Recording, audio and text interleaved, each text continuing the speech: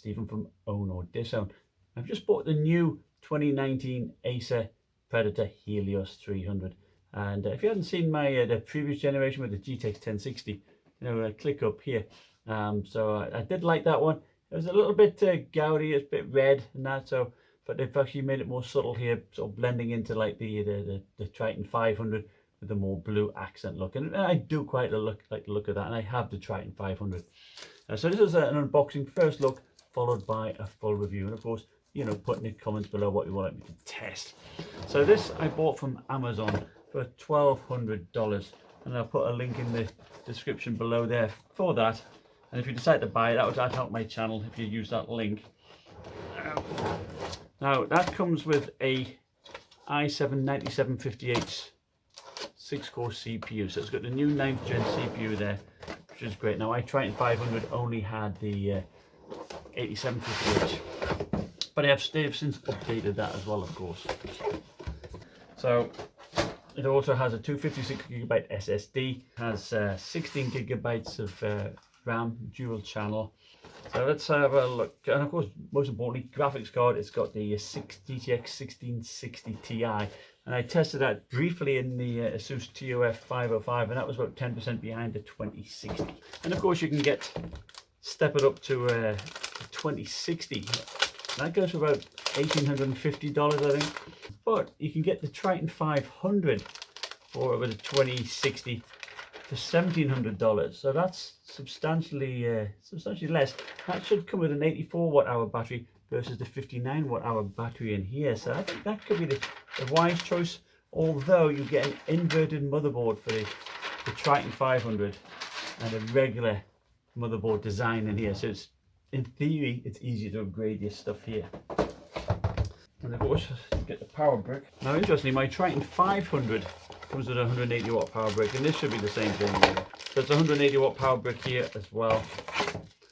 So the lid here is actually made of aluminium, which is nice, whilst the bottom is ABS plastic. But that's not a bad thing. It does help protect from any heat, and it is pretty scratch resistant. I've always found ABS plastic. And the keyboard deck as well is made out of aluminium. It's got a very nice clean look, and I'd like the quite large trackpad here, made of plastic, but it does have a nice blue accent around the edge of it, plus a chrome accent, so it stands out nicely. It looks nice and smart and clean. I do like that. And of course, you have a turbo button up at the top here, which will help boost up the GPU. In my experience on the Triton 500, it increased the base clock of the GPU, so that's nice to have. And you do have space for a separate number pad. And you have, what I do like here, you do have a button here for the Predator Sense software, which is very nice to have a separate button there. It's it's away from other buttons that you press, so you're not going to accidentally press it. And you do have separate buttons for altering the screen brightness and volume controls here.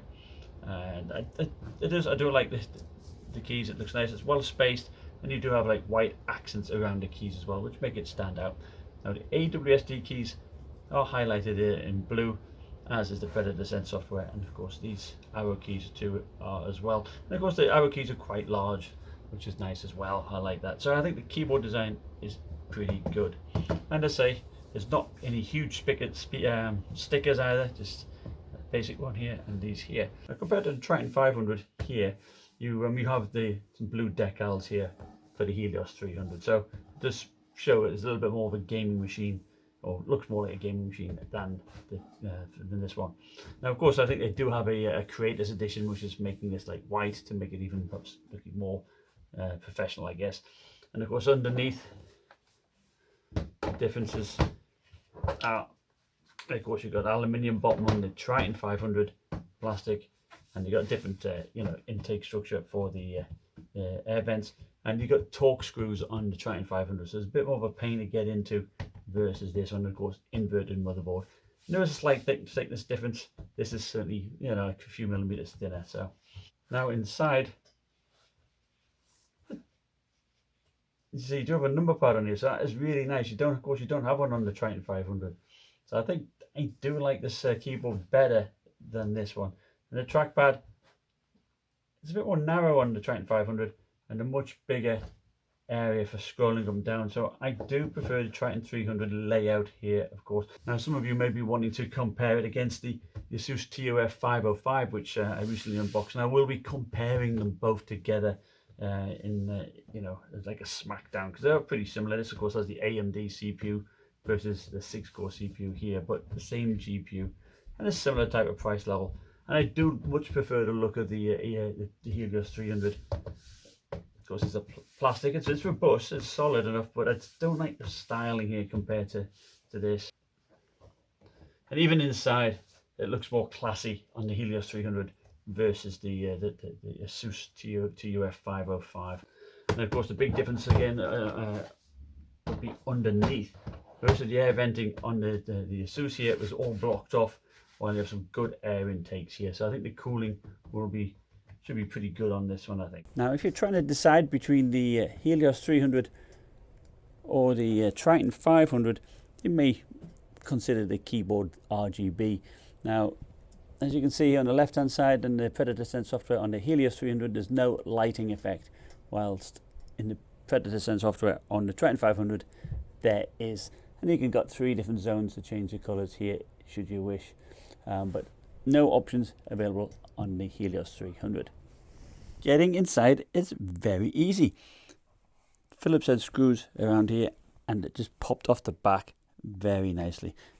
So it is an ABS plastic back, of course, and you can see through there the amount of air venting, which is actually pretty decent, isn't it?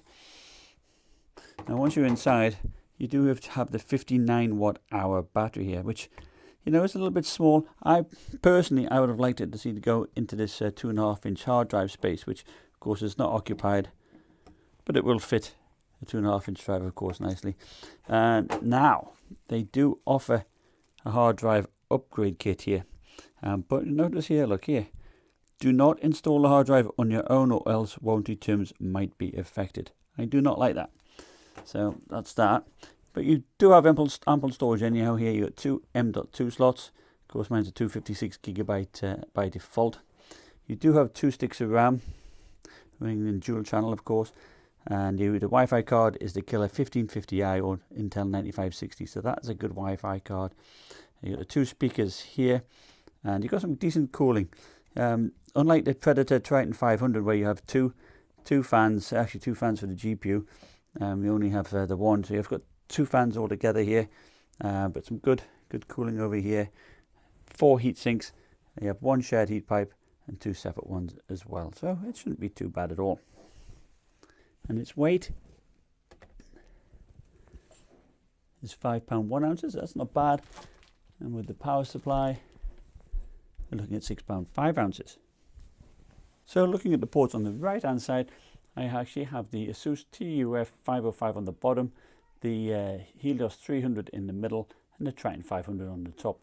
And you'll notice that the Asus is slightly thicker than the Helios 300, and that in turn is slightly thicker than the Triton 500. And you'll notice here quite clearly the no ports on the right hand side on the Asus, whilst on the Helios 300 we do have a USB-C port. We have a USB 3.1 Type A port here, which has power capabilities, I think even when the laptop is turned off, mini display port, and HDMI 2.0. So that is very nice to have. So that's certainly much better than here. Now you'll notice that the heatsink here exhaust, it's actually looks a bit smaller than it is on the Triton 500, and it's not anodized as much blue as that. It doesn't sort of stand out as much. So now looking on the left hand side, it's good to see that all 3 laptops have an Ethernet jack, which I think is great. And of course the Asus has all its ports on the left hand side. So looking at the Helios 300, we do have a Kensington lock, air exhaust, power connector, activity lights, of course the Ethernet jack, and 2 more USB 3.1 Type A ports, and a combo headphone microphone jack. And you know what, it's also good to see here that the Acer laptops have quite a bit more clearance here at the back, whilst the Asus doesn't, because the rear feet are the same size as the front feet. Now round the back again, neither of these laptops have ports, so you can just basically see what the design is like and what the heat sinks are like. And you do see the blue anodized heat sinks here, more clearly here on the 300 than you did on the sides. So here we have Ada64 CPU stress test and Heaven benchmark running in the background.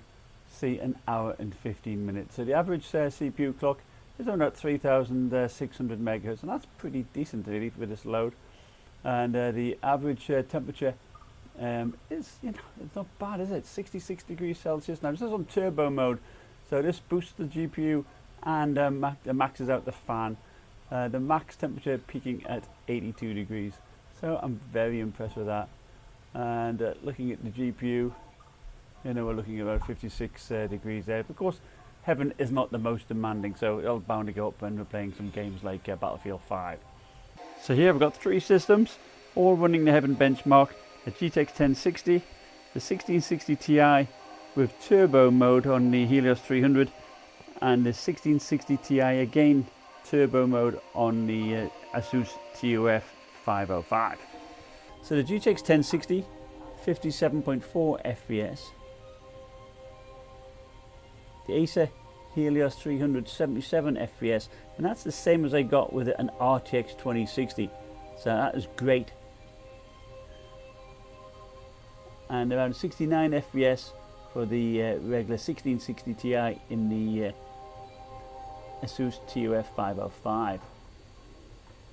Here we have the Helios 300 on the left and the Asus TUF 505 on the right, and I would say that the colours do look better actually on the Helios 300. It uses actually the same panel as the Triton 500, the AUO 82ED, and it does seem to pop out a little bit better, yeah, for sure.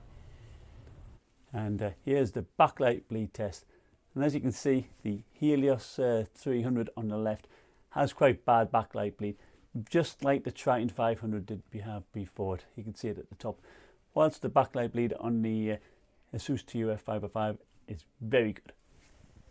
Right, so there you have it, quick first look, and I must admit I'm mightily impressed with it.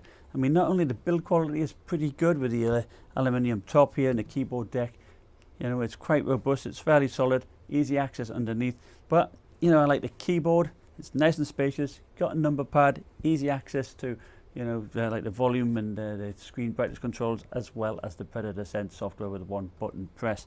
Okay, if you don't just want one color of keyboard, you might want to go somewhere else, because blue is what it is. But I do like the blue. It makes a refreshing change from the usual red we've seen in the past few years. And the performance wise, it's stellar. Activate that turbo button mode, and you saw I got about 10% extra performance on the 1660 Ti, and that puts it to the level of an RTX 2060. And I think for this price point, for around about $1,200, that's not bad at all, And of course the screen itself, it's 144 Hz IPS panel, 3 millisecond response time when you use the overdrive function, so it can be quite nice and fast. And they're fairly rigid too. It's not, with it being aluminum, it's quite rigid. Bit of backlight bleed, bit disappointing, but it's the same panel as on the Triton 500. Color accuracy is fairly reasonable too, I must admit. Compared to the Asus TUF 505, first glance I would go for this one any day of the week. It's got some better color accuracy. It looks to be more classy type machine, and it does perform a bit better as well.